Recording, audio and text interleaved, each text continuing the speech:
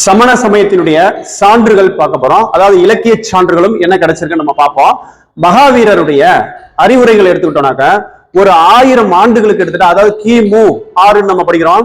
அது மாதிரி பாருங்க, அதுல இருந்து ஒரு 1000 ஆண்டுகளாக அவருடைய சீடர்கள் என்ன பண்றாங்க, வாய்மொழியாக தான் அதை கொண்டுட்டு போய் சேர்க்கிறாங்க மக்கள் கிட்ட. இப்படின்ற கான்செப்ட் வந்து ஒண்ணு சொல்றாங்க.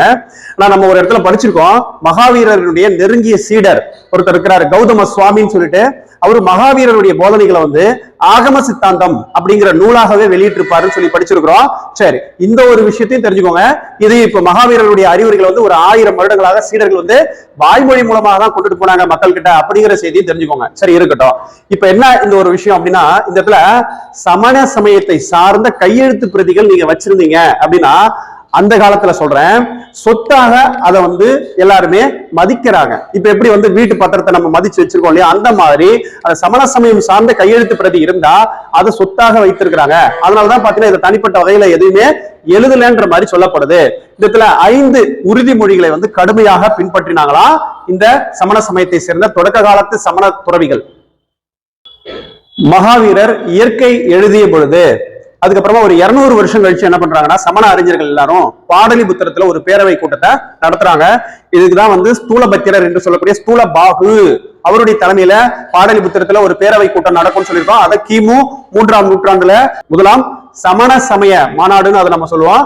அந்த முதலாம் சமண சமய மாநாடு வந்து அந்த ஸ்தூல பாகுங்கிற சமண துறவியினுடைய தலைமையில அது நடக்கும். நமக்கு நல்லா தெரிஞ்ச விஷயம் தான். அப்ப பாத்தீங்கன்னா அந்த அங்கங்கள் அப்படிங்கிற விஷயத்த வந்து 12 அங்கங்கள் தொகுத்திருப்பாங்கன்னு சொல்லி சொல்லப்படும். அதுல போதனைகள், பாடலிபுத்திரத்துல ஒரு பேரவை கூட்டம் நடந்தது இல்லையா, அந்த போதனைகள் பாருங்க, அவருடைய போதனைகள்லாம் யாருடைய போதனைகள், அந்த மகாவீரருடைய போதனைகள் நம்ம சொல்றோம். அதே போல அந்த மகாவீரர் நமக்கு போதித்த அந்த ஒழுக்கம் சம்பந்தப்பட்ட விதிகள், இது எல்லாத்தையும் தொகுக்கும் முயற்சியில அவங்க இருக்கிறாங்க. ஆனால் அந்த முதல் சமண பேரவை கூட்டம் வந்து அந்த இடத்துல என்னவாயிடுச்சு அப்படின்னு கேட்டா தோல்வியில் முடிந்தது அப்படிங்கிற விஷயத்த இந்த இடத்துல சொல்றாங்க. ஒருமித்த கருத்து வந்து யாருக்கிட்டையுமே இல்ல அப்படிங்கிறதுனால அது தோல்வியில் முடிந்ததா சொல்லப்படுது. அடுத்ததா பாத்தீங்கன்னா கிபி 5ஆம் நூற்றாண்டு, இதாவது கிபி 512 வந்து 2வது கூட்டம், அதுதான் வல்லபியில சமண சமய கூட்டம் நடந்துச்சுன்னு சொல்லி சொல்லுவாங்க. இதற்கு வந்து பாத்தீங்கன்னாக்கா கிருஷ் மர்மனா, தேவாதி கிருஷ் மர்மனா அப்படின்னு சொல்லிட்டு அவருடைய தலைமையில வந்து இது நடக்கும். இங்க பாத்தீங்கன்னா அந்த கூட்டத்துல, அதாவது 2வது கூட்டம் சமண சமய மாநாடு வல்லபியில எடுத்துக்கிட்டோம் அப்படின்னாக்கா, இந்த பிரச்சனை வந்து கருத்து வேறுபாடு வந்து தீர்ந்து வெற்றிகரமாக வந்துச்சுன்னு சொல்லி சொல்லப்படுது. இங்கதான் வந்து அந்த அங்கங்கள், உப அங்கங்கள், இது எல்லாமே ஒரு ஃபைனல் ஸ்டேஜுக்கு வந்தது இந்த 2வது சமண சமய மாநாட்டுல தான். சரிங்களா? அப்புறம் காலப்போக்கில் அதிக வயது ஆழமும் கொண்ட ஞானமும் கொண்ட அந்த கற்று அறிந்த பல சமண துறவிகள் அவங்க என்ன பண்றாங்கன்னா, சமண சமயம் தொடர்பான பல்வேறு தலைப்புகள்ல உரைகள் எழுத ஆரம்பிச்சாங்க. அந்த உரைகளும் ஏறத்தாழ கிபி 500ல வந்து சமண ஆச்சாரியர்கள் ஒன்றை வந்து உணர்ந்தாங்க. அந்த உரை எழுதிய அந்த சமண ஆச்சாரியர்கள் ஒரு விஷயத்தை உணர்றாங்க. என்ன உணர்றாங்க அப்படின்னா, கடந்த காலமும் சரி நிகழ்காலமும் சரி இந்த காலப்பகுதிகளில் வந்து பல அறிஞர்களால தொகுக்கப்பட்ட ஒட்டுமொத்த சமண இலக்கியத்தையும் மனப்பாடம் செய்யறது வந்து மிக சிரமமானது அப்படிங்கிற விஷயத்த உணர்ந்துதான் இவங்க என்ன பண்றாங்கன்னா, ஒரு சமண சமய இலக்கியங்கள் அப்படிங்கிற ஒரு விஷயத்த எல்லாத்தையும் ஆவணப்படுத்தி இருக்கிறாங்க. இதெல்லாம் கிபி 500ல தான் அவங்களுக்கு அந்த புத்தி வந்திருக்கு. அதாவது அவரு மகாவீரர் இறந்து ஒரு 1000 வருடங்களுக்கு பிறகுதான் இந்த விஷயத்தை ஆவணப்படுத்துற வேலையவே செஞ்சிருக்காங்கன்னு சொல்லி சொல்லப்படுது. இந்த கிபி 1ஆம் நூற்றாண்டில் சமண சமயத்தில் பெரும்பிளவு, திகம்பரர் ஸ்வேதம்பரர்னு சொல்லி 2 பிரிவு இருந்துச்சுன்னு சொல்லி சொல்லப்படுது. ஆனா எத்திக்ஸ் புக்ல எடுத்துக்கிட்டீங்கன்னா கிமு 3ஆம் நூற்றாண்டு 1வது சமண சமய மாநாடு பாடலிபுத்திரத்துல நடந்துச்சு. அந்த ஸ்தூலபாகு தான் தலைமை தாங்கினாரு. அவருடைய தலைமையில அங்கதான் வந்து இந்த திகம்பரர் ஸ்வேதம்பரர்னு 2 பிரிவு பிரிஞ்சாங்கன்னு சொல்லி எத்திக்ஸ் புக்ல கொடுத்துருக்காங்க. சரியா? இது வந்து 7th புக்ல இப்படி தவறா கொடுத்துருக்காங்க. சரி, இந்த 2 பிரிவுமே எடுத்துக்கோங்க. அதாவது 2 பிரிவுகள்னு சொல்றோம் இல்லையா சமண சமயத்துல, திகம்பரர் அடுத்தது வந்து ஸ்வேதம்பரர்ங்கிற 2 பிரிவுமே இந்த ஆகம சூத்திரங்களை வந்து தங்களினுடைய அடிப்படை நூல்களாக, அதாவது சமண சமயத்தினுடைய அடிப்படை நூலாக ஏற்றுக்கொண்டார்கள் என்று சொல்லப்படுகிறது. அப்போ 1வது பாடலிபுத்திரத்தில் நடந்த அந்த சமண சமய மாநாடு கிமு 3ஆம் நூற்றாண்டுல தான் இந்த 2 பேருமே வந்து 2 பிரிவுகளுமே வந்து ஆகம சூத்திரங்களை வந்து தங்களின் அடிப்படை நூலாக ஏற்றுக்கொண்டாங்க அப்படின்னு சொல்லும் பொழுது, அந்த 1வது சமண சமய மாநாட்டுல தான் 12 அங்கங்கள் வந்து இறுதி வடிவம் பெற்றதுன்னு நம்ம சொல்லியிருக்கோம்.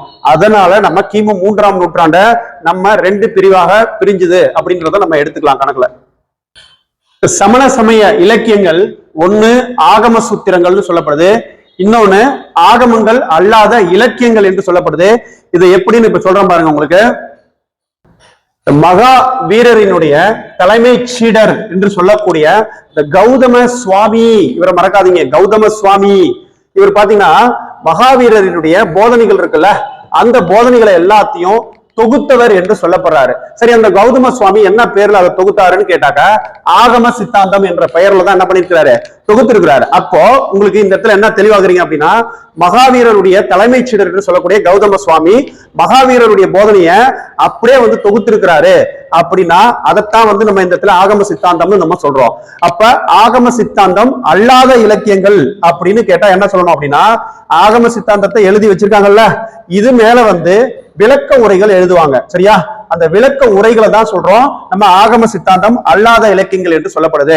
அதாவது உதாரணமா திருக்குறள் எழுதுனது ஒருத்தர்னா திருக்குறளுக்கு விளக்க உரை எழுதுனது இன்னொருத்தரா இருப்பாங்க இல்லையா, நிறைய பேர் இருக்காங்க இல்லையா, அந்த மாதிரிதான் இதை சொல்றோம். சூத்திரங்கள், இந்த ஆகம சூத்திரங்கள் என்பது சமண சமய புனித நூலாக கருதப்படுது. பாருங்க, அர்த்த மகதி பிராகிருத மொழியில எழுதப்பட்டது இந்த ஆகம சூத்திரங்கள் என்பது. 12 நூல்களை மகாவீரருடைய நேரடி போதனைகளாக நம்ம சொல்றோம். அதை தாங்க இங்க 12 அங்கங்கள்னு நம்ம சொல்லியிருக்கோம். இந்த 12 அங்கங்கள் தான் முதலாவது சமண சமய மாநாட்டுல குறிப்பிட்டு சொல்றாங்க ஒரு இறுதி வடிவம் பெற்றதுன்னு சொல்லப்படுது. கிமு 3ஆம் நூற்றாண்டுல மகாவீரருடைய அந்த நேரடி சீடர்கள் தொகுக்கப்பட்டதுதான் அது ஆகம சித்தாந்தம்னு நம்ம சொல்றோம். இது பாருங்க, 12வது ஆகம சூத்திரம் தொலைந்து போய்விட்டதுன்னு சொல்லப்படுது. அதனாலதான் பாத்தீங்கன்னா சில இடங்கள்ல 11 அங்கங்கள்னு சொல்லப்படுது. அடுத்தது பாருங்க, ஆகமங்கள் அல்லாத இலக்கியங்கள்னு நம்ம அடுத்ததா பார்க்க போறோம். இந்த ஆகமங்கள் மேல விளக்க உரைகள் கொடுக்குறாங்க இல்லையா, அதைத்தான் ஆகமங்கள் அல்லாத இலக்கியங்கள்னு நம்ம பார்க்கிறோம். இந்த தனி நபர்கள் எழுதப்பட்ட அந்த துறவிகளாலும் அறிஞர்களாலும் தொகுக்கப்பட்ட நூல்கள் தான் இந்த இடத்துல சொல்லப்படுது.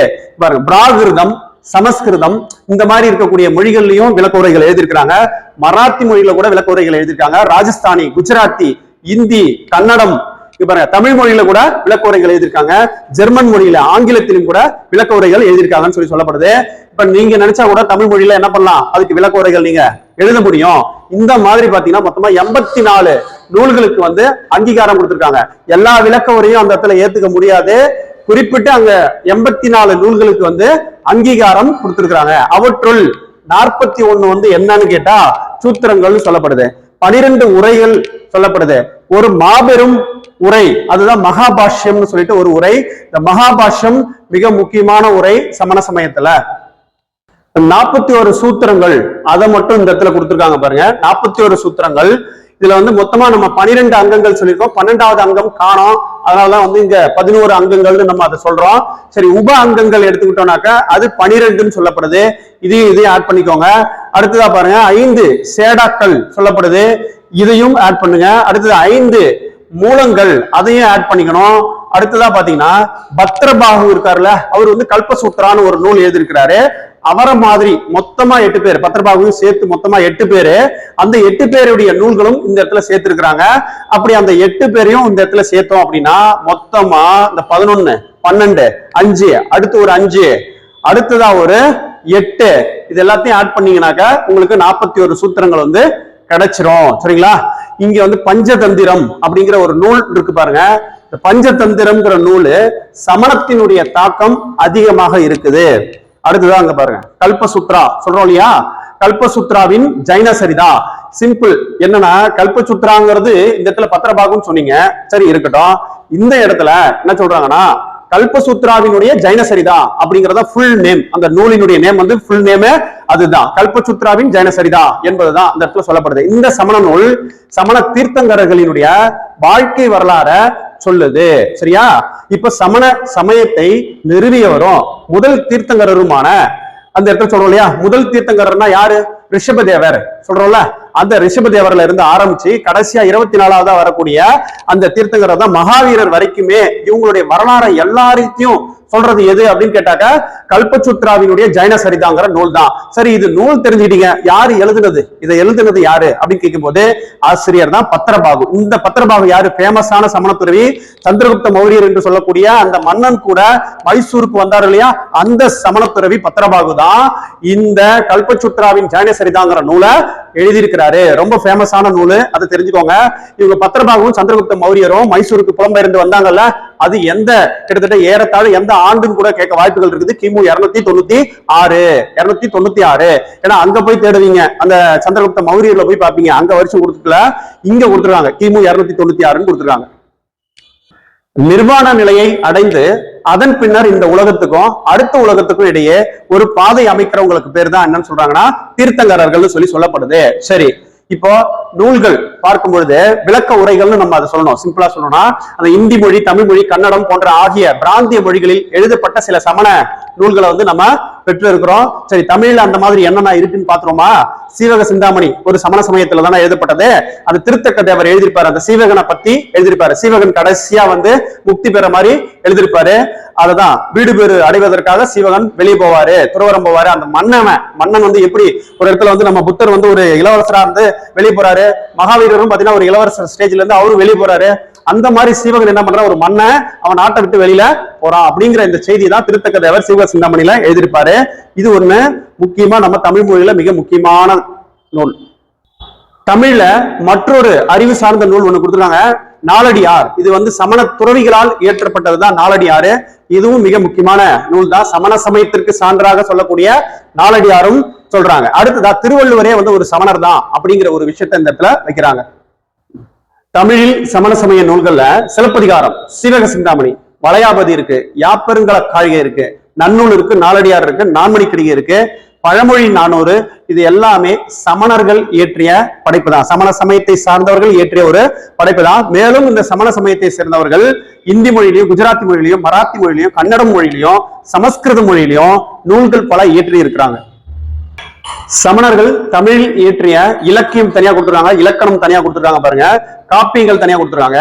காப்பியம்னு சொல்லும்போது சிலப்பதிகாரம், சீவக சிந்தாமணி, வளையாபதி, சூடாமணி, இது எல்லாமே சமணர்களுடைய சமண சமயத்தை சொல்லக்கூடியதுதான் இருக்கு. சமணர்கள் இயற்றிய காப்பியங்கள்னு இதை சொல்றோம். அடுத்து சமணர்கள் இயற்றிய இலக்கண நூல்கள்னு கேட்டா தமிழ்ல யாப்பருங்கல விருத்தி, நேமிநாதம், நன்னூலு, அகப்பொருள்.